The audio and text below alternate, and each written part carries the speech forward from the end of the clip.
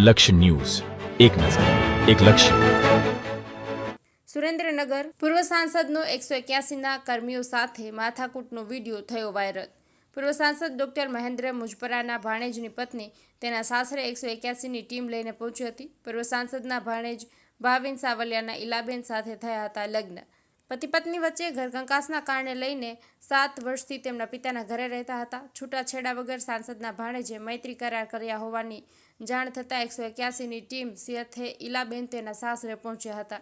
આથી માથાકૂટ અને બોલાચાલી થતાં પૂર્વ સાંસદ ડોક્ટર મુજપરા તેમના બહેનના ઘરે પહોંચ્યા હતા. વિડીયોમાં પૂર્વ સાંસદ 181ની ટીમને ધમકાવતા હોવાનો વિડીયો વાયરલ થયો છે. તમામ પોલીસવાળાના નામ ફરિયાદમાં લખાવવાની પણ ધમકી આપી હતી. 181ની ટીમ કંઈ પણ બોલ્યા વગર પરત ફરી હતી. ઈલાબહેને ઘરમાં ન આવવા દીધા અને કરિયાવર પણ ન આપ્યો હોવાની કરી પોલીસ મથકે અરજી. બ્રિજેશ ત્રિવેદી, સુરેન્દ્રનગર.